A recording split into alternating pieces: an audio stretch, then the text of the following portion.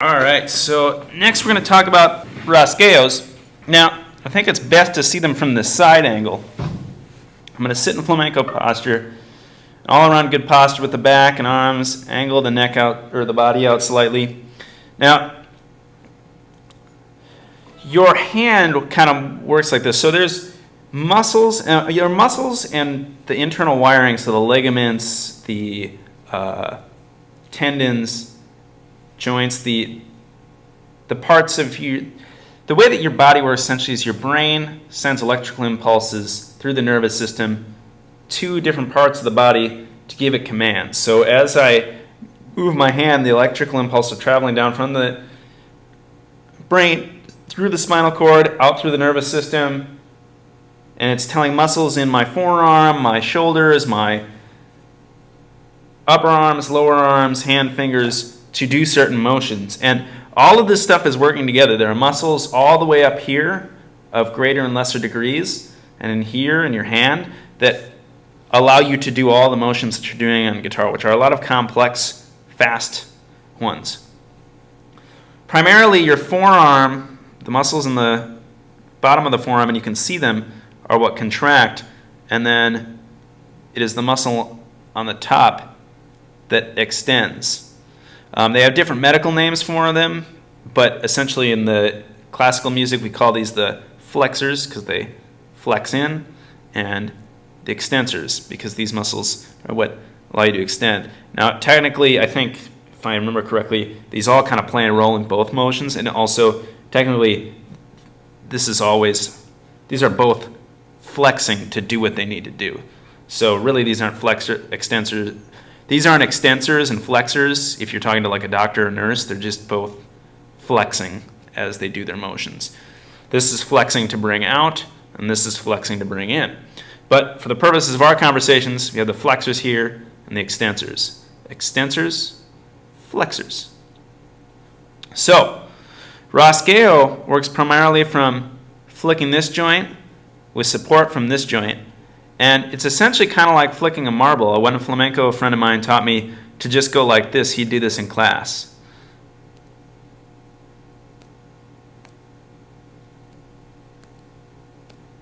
With different Rosgueado patterns.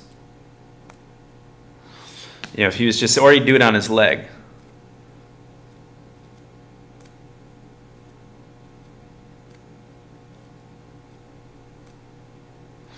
So let's talk about basic techniques. So most flamenco guys I see they're not on like the tip of their finger. They're generally kind of on the pad, almost where like the swirly part of your fingerprint is. Actually not quite that. They're like right here kind of, or somewhere more on the side maybe even. But the point is here, they're not right on the tip. They're resting the thumb, the side of the thumb kind of on the string.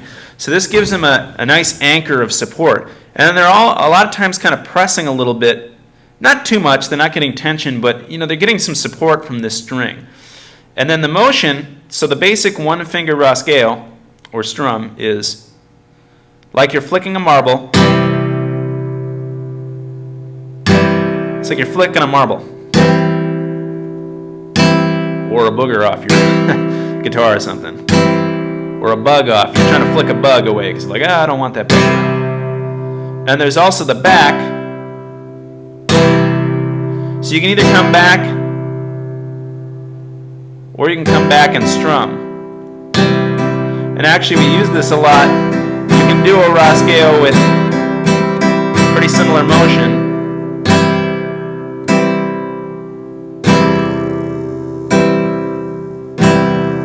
Without anchoring. And this is,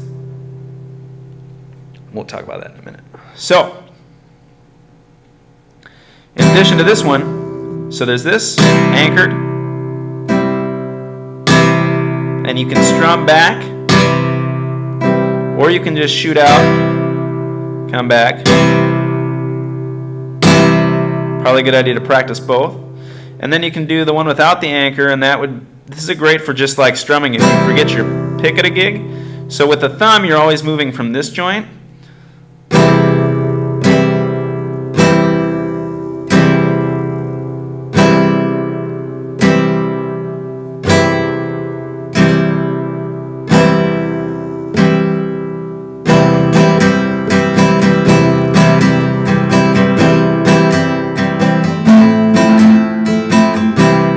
like pop strumming.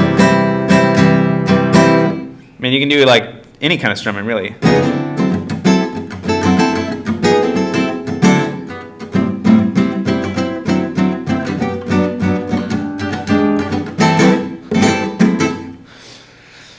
So once you have this, do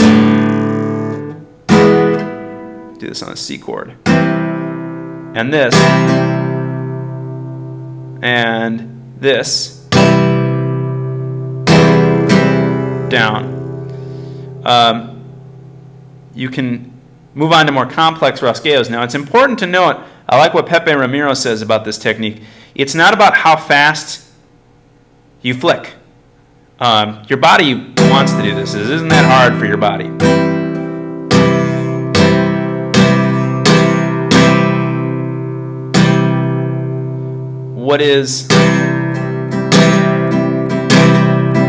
What's more important is how fast you relax. Come back to the returning position. And actually, I made a little mistake earlier. I was plucking like this, and this is good for your initial finger independence, but usually when I'm doing this, I'm letting the other fingers stay out and relaxed. This stroke is used a lot in bulerías, so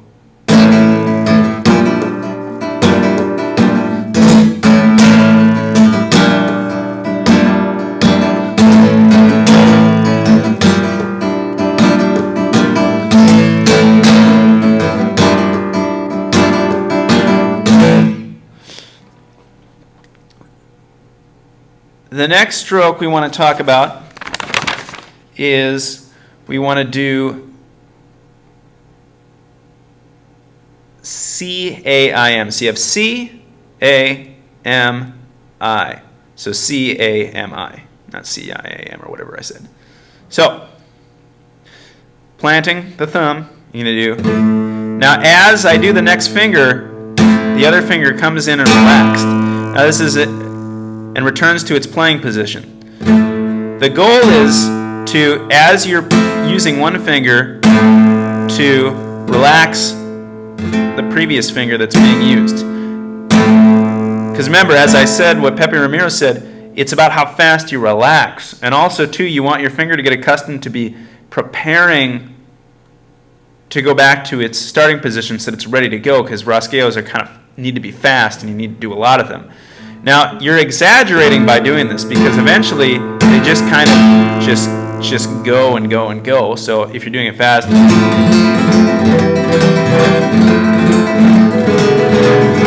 But to build that, you need finger independence, and you need to internalize the idea of bringing the finger in and relaxing as the other one's going out. So you do it really slowly. So I'll do it at each one gets 4 beats at 60. So I don't have a metronome on me, but here's what it'll kind of sound like.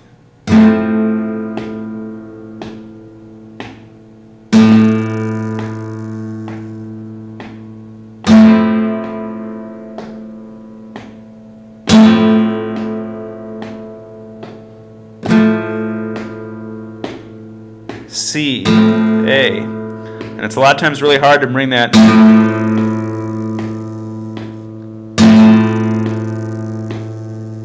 Your hardest one is going to be the C and A finger because these two have a lot of codependent wiring in here, and there are tendons and muscles. So a lot of the same muscles that control this finger and vice versa.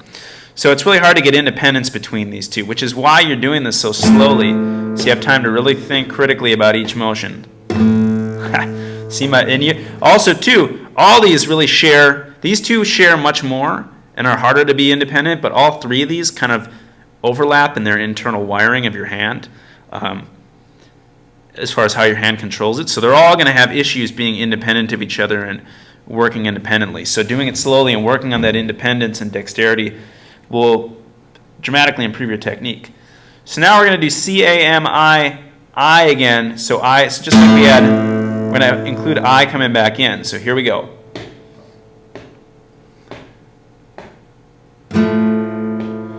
3, 4. 2, 3, 4. I'm going to go back to C chord. And then we have I coming back in. C, A, M. I can't stress enough how important this independence is, and the relaxation and preparation of returning back to the original position. As Pepe Ramiro says, it is about how fast you relax, not how fast you play.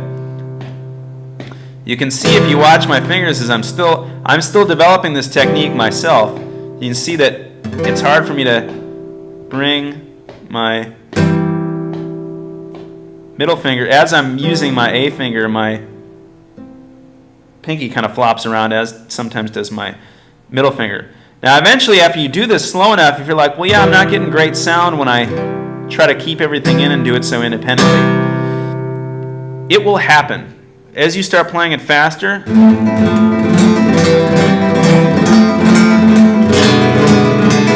that naturalness, that flowing will come from having done it slow and worked on that relaxation and independence. The next one, you don't really need this one. If there was one to skip, you could do it, but I like it because it gives you more independence of the hand. I, C, A, 3, and then back to the top. I, it's a 4-finger stroke.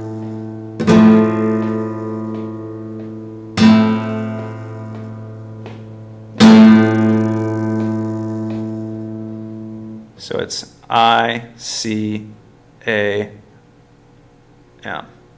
Then back to I, to the start. Now there's another one that's just a burst, and it's used a lot in, well, we'll talk about the uses of these Rosgueados. But basically, this is where you go, just the 3-finger, A, M, I, A, M, I, A, M, I. And this one's usually used more as a burst, either a triplet or a burst. So you can do a triplet, or you can do just a burst. The next pattern is AMI. It's a 4 pattern with I returning in. 2, 3, 4. Relax the ring finger. Relax the ring finger. 2, 3, 4. Bring the pointer finger in. Relax. Out. Relax ring. Middle out. Index. 2, 3, 4. 1. Oh shit. 2, 3, 4. 1, 2, 3, 4. 2, 2, 3, 4. 3, 2, 3, 4. 4, 2, 3, 4. 1, 2, 3, 4. 2, 2, 3, 4. 3, 2, 3, 4. 4, 2, 3, 4. So, one of the Rosgueados that I think is very much underappreciated is simply out with these fingers and up with this.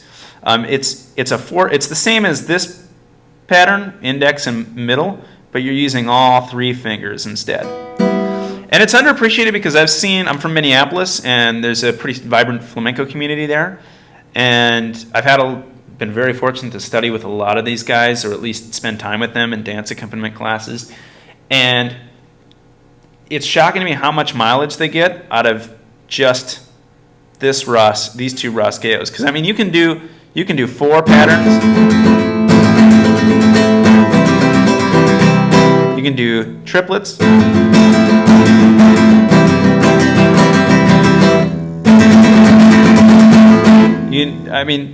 And not only that, but if you forget your pick, this strum is also a great, easy finger-style strumming technique as well.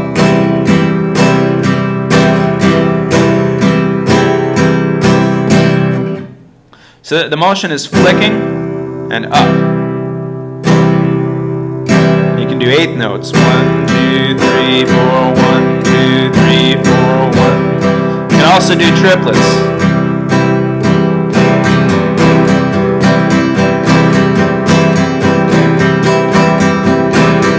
Remember, it's down, thumb comes in. It's kind of like a 4-part motion. So let's do it with the first finger. So one, so it's like this. Except really so I showed it in 4 motions. In, so 1, 2, 3, 4. How's that? 1, 2, 1, 2, 3, 4. Now in reality it's more like 2 motions, and I would think of it and practice it like that. It's 1, 2, thumb prepares, 3, 4.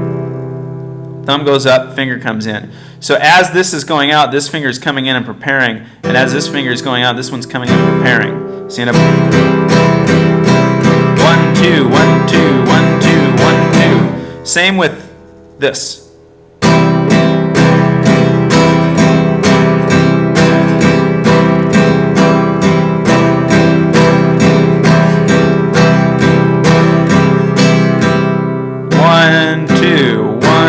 One, two, three, four. 1, 2, 3, 4. 1, 2, 3, 4. I almost can't do it in a group of 4. It's easy to see as 2. 1, 2. 1, prepare 2.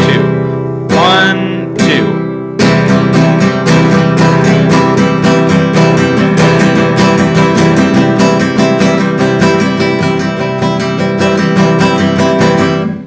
Now the last Rosgueado, and one thing I want to mention is while there are a lot of different Rosgueado variations, there's only about 5 or 6 that everybody does. And they're all you need. You can do other ones, but it's just kind of virtuosic and being fancy. Essentially, you need the 4, the 5, the 3, 4. And the 2. And there's one that's triplet. This is called an abanico, and which means windmill, I think, in Spanish, if I remember correctly. And what you're doing is there's 3 different ways of doing it. The most common one I see is thumb up, ring out, thumb comes back in, thumb up, pointer, thumb up.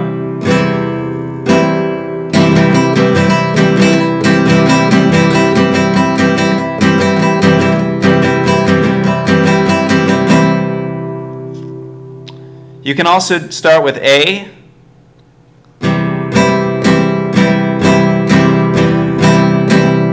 Feel free to slow down the recording and watch my hand motion. And you can start with I.